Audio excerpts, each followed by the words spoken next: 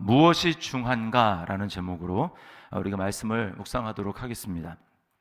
22절 말씀해 보니까 엘리가 매우 늙었더니 이렇게 이야기를 합니다. 그리고 이제 25절까지가 아들들에 대해서 처음으로 책망하고 이제 훈계하는 그러한 내용이 나오고 있습니다. 자, 이 진작 죄를 범하지 않았습니까? 그런데 지금 처음 매우 늙은 나이에 처음 지금 아들들에 대해서 훈계하고 있는 엘리의 모습을 봅니다. 뭘 얘기를 하는가? 훈계가 너무 늦었다라는 거예요. 진작 잘못이 앞에서도 이제 나왔지만 제사를 멸시하고 그들이 그 고기를 가지고 뭐 자기만 먹었겠습니까? 아버지도 먹었겠죠. 하나님 앞에 드리는 그 제사를 멸시했잖아요.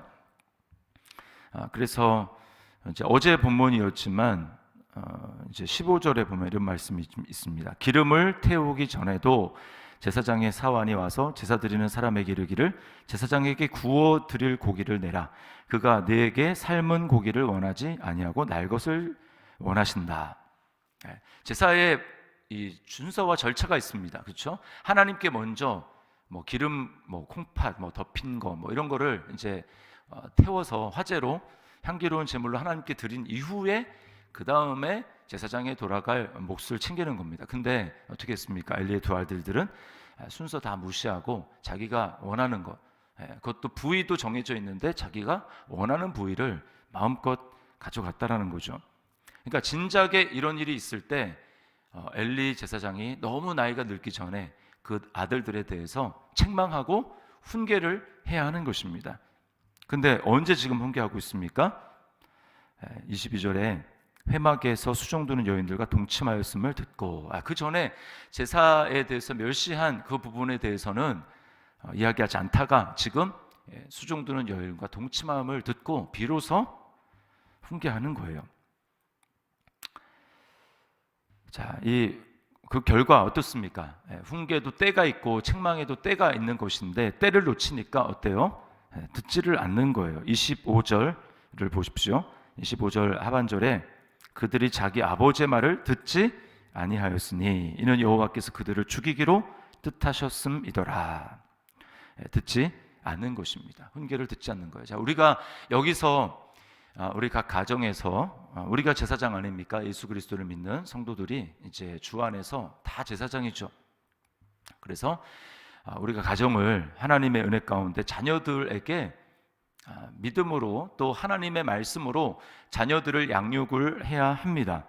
자, 그런데 여기서 좀 생각을 해볼 것이 듣지 않았다라고 하는 부분에 대해서 하나님이 주신 부모의 권위에 대해서 우리가 좀 생각을 해보아야 합니다.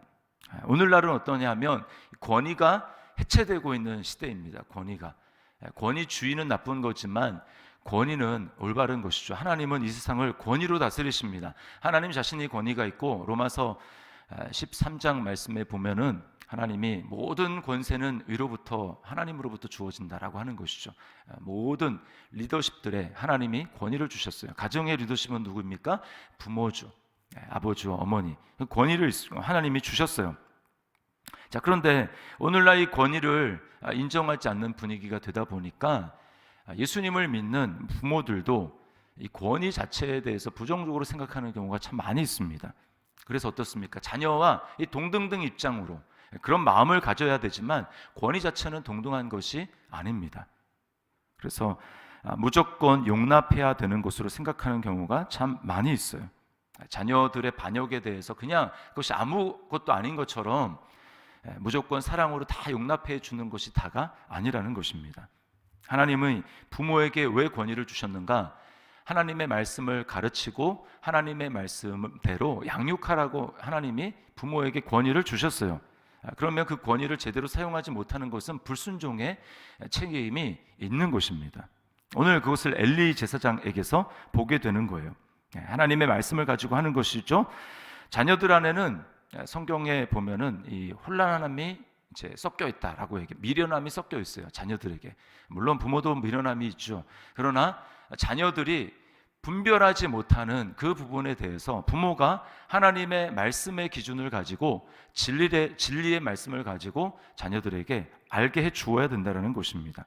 오늘날 얼마나 혼탁합니까? 친구들을 통해서, 또래 집단을 통해서 형성된 그 가치관, 그리고 미디어를 통해서 아무것도 아닌 것처럼 그것이 슬쩍 오늘날 영향을 받기가 쉬운 것이 이 시대입니다. 그래서 자녀들에 대해서 분명하게 우리는 옳고 그름에 대해서, 진리에 대해서 말해 주어야 합니다. 그냥 육신적인 덮어놓고의 사랑이 아니라 진리 안에서의 사랑이 되어야 되는 거예요. 고린도전서 13장에 뭐라고 합니까? 사랑은 불의를 기뻐하지 않는다, 진리와 함께 기뻐한다라고 이야기를 하는 거예요. 그러니까 진리와 함께 옳고 그른 것을 알려주고, 그리고 거기에 사랑이 더해지는 것이지, 그것을 젖혀두고는 그것은 사랑이 아니라는 것입니다. 오늘 그것을 얘기를 하는 거예요. 나도 그렇게 살지 못하는데 어떻게 자녀들에게 그렇게 얘기할 수 있습니까? 라고 하는 것은 오늘날 권위를 무너뜨리기 위한 사단의 교묘한 작전이라는 것을 알아야 됩니다. 우리가 어떻게 예수님처럼 완전하게 살겠습니까? 불가능하죠. 그러나 자녀들에게 대해서 분명하게 이야기해야 되는 것입니다. 위선적이 되라는 이야기가 아니라 연약함을 인정하면서도 하나님이 세워주신 부모의 권위를 가지고 진리의 말씀으로 자녀들에게 듣도록 해야 한다라는 거예요. 왜 그렇습니까? 왜 그렇게 해야 합니까? 자녀는 하나님이 주신 기업이기 때문에 그래요. 그렇죠? 하나님이 맡겨주신 기업입니다.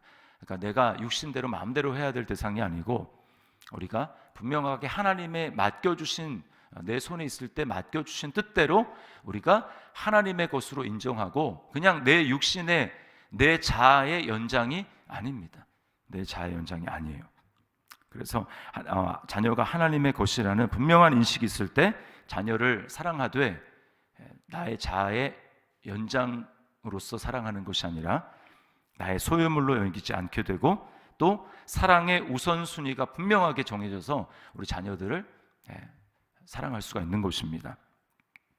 하나님을 최우선순위에 두게 될 때 나머지가 자리를 제대로 잡아가는 거예요. 그러나 하나님의 말씀이 우선순위에 서지 않게 될 때에 나머지는 다 꼬이게 되는 것입니다.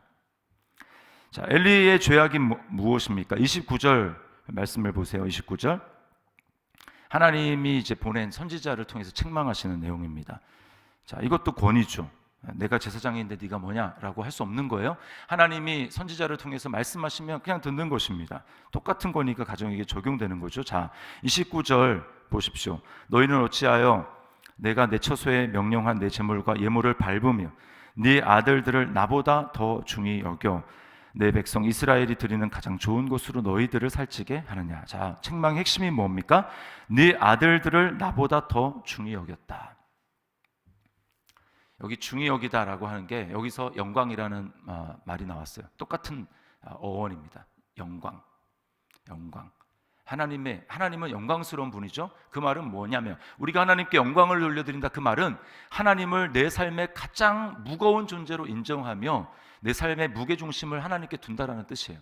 영광이라는 말 자체가 무겁다라는 뜻입니다.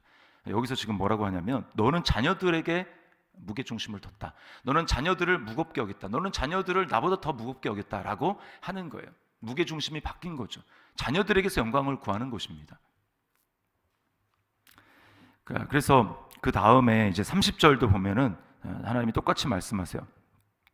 30절 뒷부분 보십시오. 후반절에 나를 존중히 여기는 자를 내가 존중히 여기고 나를 멸시하는 자를 내가 경멸하리라. 여기 이제 존중히 여기다는 말이 위에서 자녀를 더 중히 여겼다라고 하는 말이랑 똑같은 말입니다. 그리고 이 멸시했다라고 하는 말은 반대로 가볍게 여겼다라는 거예요. 가볍게 여겼다. 그러니까 하나님을 무겁게 여긴다라고 하는 말은 하나님을 경외한다라는 말이고, 하나님을 경외한다라는 말, 무겁게 여긴다라는 말의 실천은 무엇인가? 하나님의, 보이지 않는 하나님을 우리가 어떻게 무겁게 여기겠습니까? 하나님의 말씀을 무겁게 여기는 거예요. 하나님의 말씀에 대해서 어떻게 여기는가? 하나님이 하신 말씀, 내가 읽고 듣는 말씀, 그 말씀을 어떻게 여기는가라고 하는 것이 내가 하나님을 영화롭게 합니다. 내가 하나님께 영광을 올려드립니다. 내가 하나님을 경외합니다. 라고 하는 것의 핵심입니다. 마귀는 어떻습니까? 하나님보다 자신을 더 높이려고 하다가 존귀를 잃어버렸죠. 하나님이 마귀에게 처음에 천사에게 주셨던 존귀가 있는데 그거를 잃어버렸어요. 아담도 마찬가지 아닙니까? 하나님이 가장 존귀한 존재로 다스릴 수 있는 존재로 만들어 주셨는데 하나님이 주신 말씀을 가볍게 여기고 자신이 스스로 높아지려고 하다가 결국은 어떻게 됩니까? 하나님으로부터 내쳐지게 됐죠. 하나님의 영광에 이르지 못하더니 이게 인간의 실존입니다. 왜 그렇게 됐습니까? 하나님 자신을 우리가 가장 무거운 존재로 두지 않고 거기에서 영광을 추구하지 않고 하나님을 가볍게 여기고 하나님의 말씀을 가볍게 여기고 다른 것들을 중하게 여겼어요. 다른 것들을 무게 중심을 두었어요. 그것은 영광이 없는 것입니다. 영광은 오직 무거우신 무게 중심이 되시는 하나님께만 있는 것인데 인간이 다른 것을 에서 영광을 추구하고 다른 것에서 무게 중심을 옮겨감으로 말미암아 영광을 잃어버렸어요. 모든 사람이 죄를 범하였으며 그 죄의 핵심입니다. 하나님의 영광에 이르지 못하더니. 그러나 예수님의 십자가가 의미하는 것은 무엇입니까? 다시금 영광의 회복이에요. 영광의 회복. 모든 사람이 죄를 범하였으며 하나님의 영광에 이르지 못하더니 그 다음에 뭡니까? 그리스도 예수 안에 있는 구속으로 말미암아 우리를 다시금 영광스러운 존재로 진정한 영광의 자리로 우리를 앉혀주신 것이죠. 무엇을 정말 가장 중심에 무게 중심을 두는가, 가장 중요한 것으로 두는가라고 하는 것이 바로 영광이라는 것입니다. 예수님을 보십시오. 예수님은 끝까지 하나님의 말씀을 가볍게 여기지 않으셨어요. 예수님의 일생은 다 말씀이 이루어지는 삶이었습니다. 말씀이 이루어지는 삶, 불순종하는 죄와 자아를 소멸한 사건이 바로 십자가예요. 십자가. 그러므로 십자가는 그냥 감상적으로 끝나는 것이 아니고 끊임없이 하나님의 말씀을 무시하게 하고 하나님의 말씀을 가볍게 여기려는 이 시대에 대해서 나의 자아에 대해서 계속해서 그 자아를 십자가에 못 박고 하나님만이 가장 무거우신 분입니다. 하나님만이 나의 가장 전 존재를 들여서 무겁게 그렇게 섬겨야 될 분입니다 라고 하는 것을 인정하는 사건이죠. 예수님을 보십시오. 죽기까지 복종하셨으니 곧 십자가에 죽으심이라. 그 결과 어떻게 됐습니까?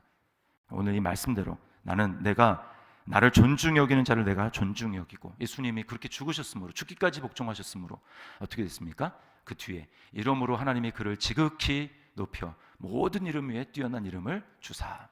오늘날도 마찬가지입니다. 우리가 높아질 수 있는 비결은 말씀과 함께 죽고 말씀과 함께 사는 길, 십자가에서 나의 자아가 죽고 예수 그리스도만이 사시는 것, 그것만이 우리가 하나님께 영광을 올려드리고 또 하나님으로부터 높임을 받는 유일한 방법이에요.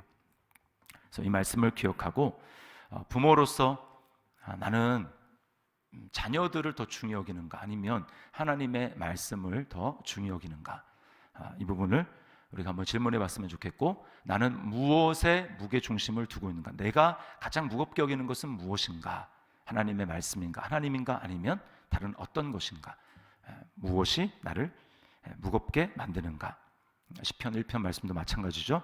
하나님의 말씀을 즐거워하는 사람은 어떻습니까? 주야로 그 말씀을 묵상하는 것이죠. 그리고 그 말씀대로 행하는 것이죠. 그러나 악인은 어떻습니까? 바람에 나는 겨와 같도다. 말씀이 없으니까 그냥 여기저기 불려다니는 겁니다. 바람이 부는 대로, 세상의 바람이 부는 대로 이리 날리고 저리 날리는 거예요. 이유는 뭡니까? 말씀이 없는 가벼운 인생이기 때문에 그러한 것입니다. 오늘 이 말씀을 기억하고 오늘 하루 하나님에게 무게 중심을 두고 하나님 말씀을 무겁게 여기고 하나님을 존중히 여기는 그런 삶 살 수 있기를, 우리의 삶이 그렇게 결단이 있고 매 순간 그러한 결단을 하는 저와 여러분의 삶이 될 수 있기를 주님의 이름으로 축원합니다.